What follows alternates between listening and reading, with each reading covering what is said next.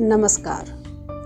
तो हमने पिछले एपिसोड में पाया कि बच्चा जो देखता है वही सीखता है और जो सीखता है वही सिखाने की कोशिश भी करता है। तो आइए वादे के अनुसार हम कुछ ऐसे स्ट्रैटेजी के बारे में जाने, ऐसे कुछ पॉइंट के बारे में डिस्कस करें जिसको फॉलो करके हम अपने बच्चे के व्यक्तित्व के विकास में अहम रोल अदा कर सकते हैं। तो चलते हैं हम उन पॉइंट्स के बारे में जानकारी लेते हैं। पॉइंट नंबर 1, घर का वातावरण जहाँ तक संभव हो पॉजिटिव रखें। सुबह के समय हर घर में एक ही दृश्य होता है। जिसके घर में छोटे बच्चे हैं, स्कूल जाने वाले हैं, घर में अफरा तफरी का माहौल रहता है। और हम माएँ कभी कभी बच्चों को उठाने में थोड़े एग्रेसिव हो जाते हैं, कभी कभी तो 1-2 चपत भी लगा देते हैं। क्या यह बच्चों के लिए अच्छा है? वो हमसे तो कुछ नहीं कहेंगे, लेकिन अपना गुस्सा जाकर स्कूल में निकालेंगे और फिर स्कूल से हमें शिकायत मिलेगी। क्या यह बच्चों के लिए अच्छा है, उनके व्यक्तित्व के विकास के लिए? तो हर घर कुछ कहता है। यह सिर्फ कहने के लिए नहीं है, बल्कि उस घर का माहौल, उस घर में रहने वाले लोगों के व्यक्तित्व, उनकी सोच, उनके व्यवहार पर निर्भर करता है। सुबह के समय हम 1 मिनट के लिए पॉज करें और बी काम, बहुत ही शांति से अपने बच्चे को उठाएं, उन्हें मोटिवेट करें। और सबसे अच्छा तरीका है कि उन्हें रात के समय में ही जल्दी सोने के लिए उनसे आग्रह करें। पॉइंट नंबर 2, पिछले एपिसोड में आपने देखा होगा कि मेरे ससुर जी कैसे अपने पोते के साथ फ्रेंडली बन गए थे। मतलब ये कि हम अगर बच्चे के साथ बच्चे बन जाए तो वो अपने फीलिंग्स हमसे शेयर करेंगे, अच्छे खराब जो भी हो, और उनको लगेगा कि हम उनके फ्रेंड हैं। अभी के समय में जो ये जनरेशन गैप है वो काफ़ी हद तक दूर हो सकेंगे। मुझे याद है जब मैं 10-11 साल की थी तो एक दिन मैंने अपनी दादी के सिर में जुए देख लिए थे। मैं भाग के अपने पापा के पास गई और उनसे कहा कि आप इमीडिएट कोई मेडिसिन लेके आइए। दादी के सिर में बहुत सारे जुए हैं और उनका खून चूस रहा है। पापा ने बहुत ही इजी वे में कहा, ठीक है, कल ला दूंगा। कल इतना कहना था कि तो मैं रो पड़ी और रोते रोते ही बोली, पापा कल तक तो ये जुए सारे खून मेरी दादी का चूस लेंगे। फिर मेरी दादी, इतना कह के मैं जार जार रोने लगी। मेरे पापा मुस्कुराए और फिर कहा, ठीक है, मत रो, तुम्हारी दादी को कुछ नहीं होगा, मैं अभी दवाई लेके आता हूँ। पापा के उस एक निर्णय ने फॉरएवर उनको मेरी नज़र में एक प्रॉब्लम सॉल्वर के रूप में स्थापित कर दिया। आज इतने वर्षों के बाद भी जब मेरी ज़िंदगी में कोई प्रॉब्लम आती है तो मैं अपनी माँ से पहले अपने पापा से चर्चा करती हूँ। कहने का ये मतलब कि हमें बच्चों के स्तर पर जाके, उनकी सोच के लेवल पर जाकर उनकी समस्या को देखना पड़ेगा। Point number 3, screen time fix करना पड़ेगा। अभी के दौर में सबसे ज्वलंत समस्या है मोबाइल का। अभी बच्चे जन्म होने के बाद दूध का बोतल पकड़ना सीखे या ना सीखे, मोबाइल चलाना सीख जाते हैं और यही एक बड़ी समस्या है। हम माएँ भी अपनी सुविधा के लिए बच्चों को मोबाइल थमा देते हैं ताकि वो इंगेज रहे और ये बाद में उनकी लत बन जाती है। हालांकि पेंडेमिक के समय से अभी तक मोबाइल देना बच्चों के लिए ज़रूरी हो गया है, लेकिन इसका ये मतलब नहीं कि हम लाचार हैं, हम कुछ कर ही नहीं सकते। ज़रूर कर सकते हैं। बच्चों को मोबाइल दें, अगर वो गेम खेलना चाहते हैं तो उनका एक टाइम फिक्स कर दे कि तुम्हारे लिए आधा घंटा ही पर्याप्त है। बाकी वो किस साइट पे गए हैं, क्या क्या उन्होंने किया है, ब्रीफ में उनकी जानकारी जरूर लें, हिस्ट्री चेक करें। मतलब ये कि बच्चों के दिमाग में ये सेट हो कि उन पर निगरानी रखी जा रही है, और यही डर उनको गलत साइट पर जाने से रोकेगा। पॉइंट नंबर 4, संभव हो तो घर में एक पालतू रखें।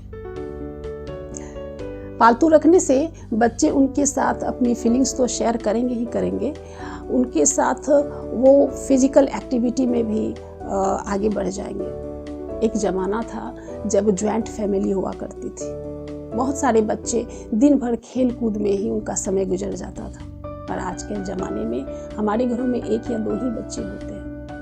तो ये बच्चे फिजिकल एक्टिविटी में तो आगे रहते नहीं, बच्चे हैं और मोबाइल है, वो घंटों बैठकर गेम खेलते रहते हैं। ऐसे में अगर हमारे घर में एक पालतू हो तो वो उनके साथ कनेक्टेड फील करेंगे, अपने फीलिंग्स शेयर करेंगे, और सबसे बड़ी बात कि वो इनके साथ केयरिंग की भावना इनमें डेवलप होगी।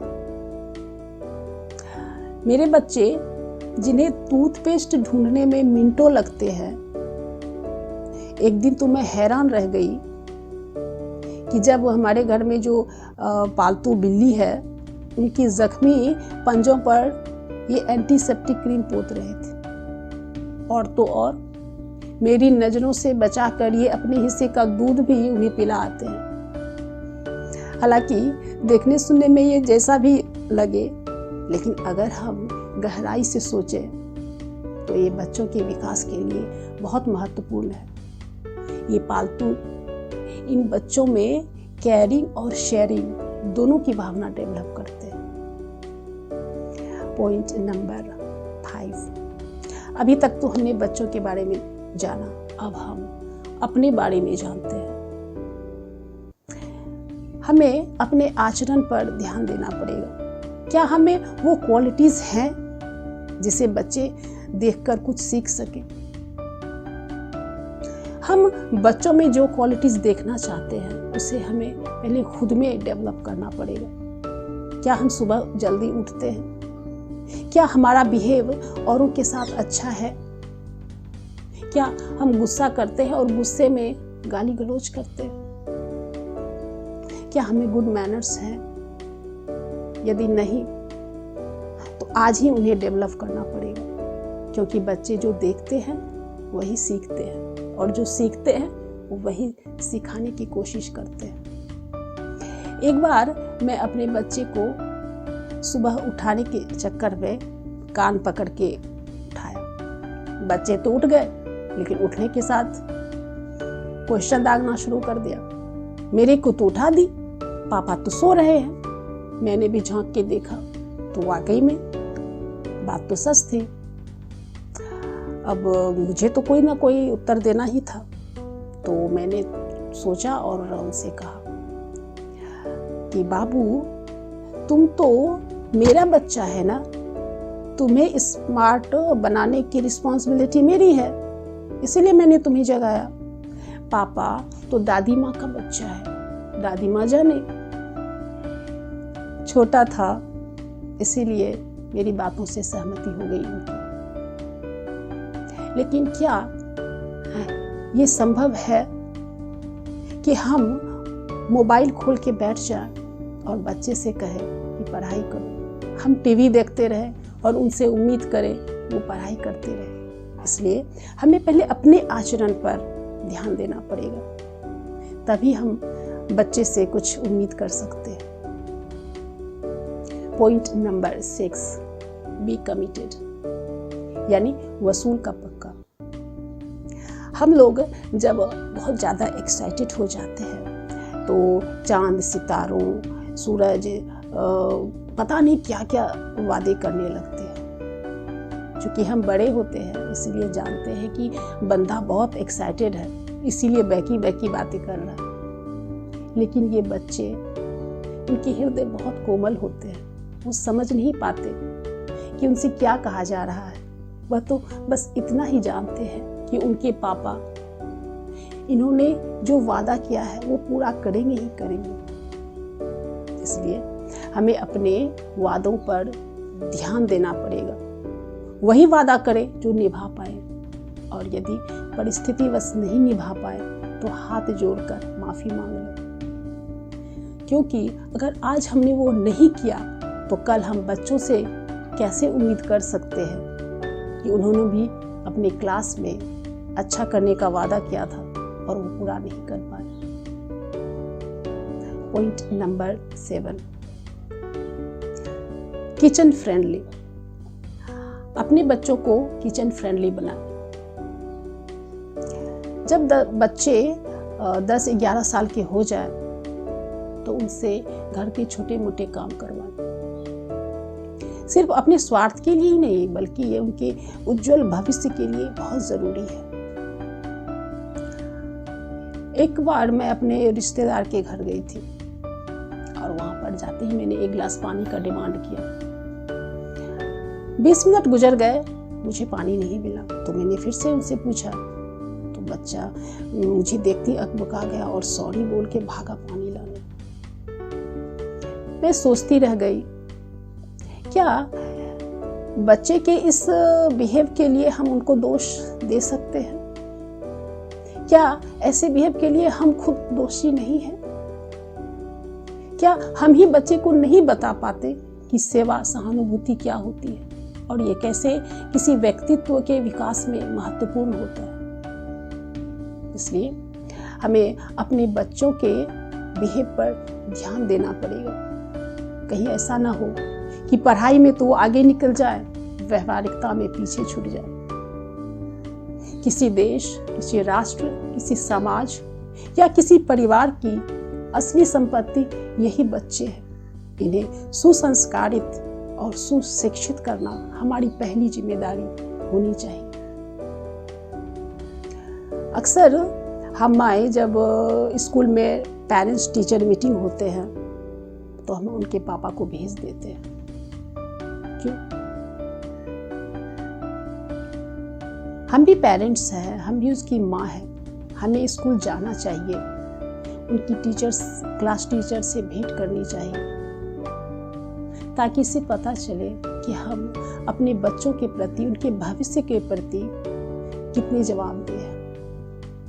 आखिर बच्चे भी तो देखेंगे कि उनके मम्मी पापा कितने पॉजिटिव हैं उनकी प्रोग्रेस को लेकर। हमें बच्चों को छुटपन से ही घर के छोटे मोटे काम करवाने चाहिए, जैसे पूजा के लिए फूल तोड़ना, उनसे उनके कपड़े अरेंज करके रखना, उनके बुक्स अरेंज करके रखना, पानी का बोतल धोकर उसे उसमें पानी भर के फ्रिज में रखना। ये छोटे मोटे काम तो हम करवा सकते हैं। और सबसे बड़ी बात कि हर घर में फर्स्ट एड किट रहता है, वैसे ही हमें फर्स्ट एड फूड के बारे में बच्चों को बताना पड़ेगा कि कहाँ दूध है, कहाँ ब्रेड है, कहाँ चावल है, कहाँ दाल है, क्योंकि आपातकाल कह के नहीं आते। मुझे याद है पेंडेमिक के समय में दुर्भाग्यवश मेरे और मेरे पति को 3 दिनों के लिए क्वारंटाइन रहना पड़ा था। आप यकीन नहीं करेंगे कि मेरे 15 साल के बच्चे ने 3 दिनों तक दाल भात चोखा ही सही हमें बना के खिलाया। हमें खुद अपने बच्चों को ट्रेन करना पड़ेगा ताकि कल को वो अपने आप को सेल्फ डिपेंडेंस समझे, सेल्फ डिपेंडेंट अपने आप को माने। Point number 8, nature friendly. Nature friendly का मतलब है यदि आप गार्डनिंग के शौकीन हैं तो बहुत अच्छी बात है, बच्चे को साथ में लेकर जाएं, उनसे फूलों के बारे में चर्चा करें, उनसे वाटरिंग करवाएं, सूखे पत्ते निकलवाएं।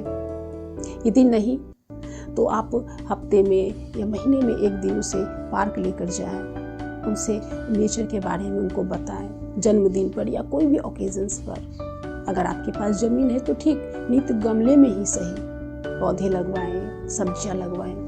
यकीन मानिए जब इनमें फूल खिलेंगे या सब्जियां आएंगी तो ये सिर्फ फूल पौधे में नहीं, आपका बच्चा भी खिल उठेगा। आजमा कर देखिए। और सबसे बड़ी बात ये, जब इनमें सब्जियां उगेंगी तो बच्चे को लगेगा कि उन्होंने इसको लगाया है, उनके द्वारा ये खिला है। उनमें केयरिंग की भावना आएगी, कॉन्फिडेंस डेवलप होगा। पॉइंट नंबर 9, बी स्पिरिचुअल, यानी आध्यात्म की ओर मुड़े। आध्यात्म का सीधा सा मतलब होता है खुद को उस सुप्रीम पावर से कनेक्ट कर।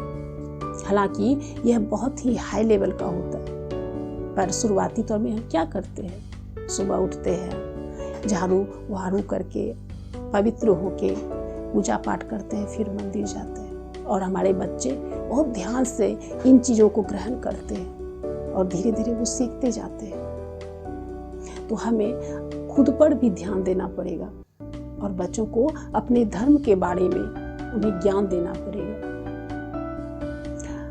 कहा भी गया है कि जो व्यक्ति धार्मिक होते हैं वो डिप्रेशन में तो जाते हैं, लेकिन उनसे उबरने की शक्ति उनमें आ जाती है। तो हम यही कर सकते हैं, बच्चे को थोड़े से आध्यात्म के बारे में जानकारी दे सकते हैं। और अंत में श्री कृष्ण जी ने गीता में कहा है, कर्मण्येवाधिकारस्ते मा फलेषु कदाचन।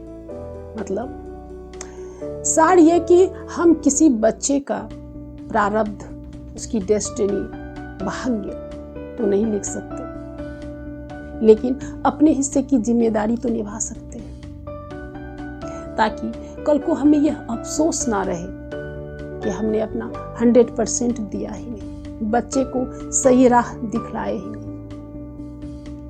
तो आज के लिए इतना है। उम्मीद है आपको ये वीडियो पसंद आया हो। इनमें मैंने जितने भी पॉइंट्स बताए हैं ये मेरे खुद के एक्सपीरियंस के आधार पर है। यदि अच्छा लगे तो अधिक से अधिक लोगों तक इसे शेयर करें, ताकि उन्हें ज़्यादा से ज़्यादा लोग लाभ उठा सकें। तो इसी के साथ मैं विदा लेती हूँ, फिर से एक नए इसी तरह के अच्छे टॉपिक के साथ। इसी के साथ नमस्कार, धन्यवाद।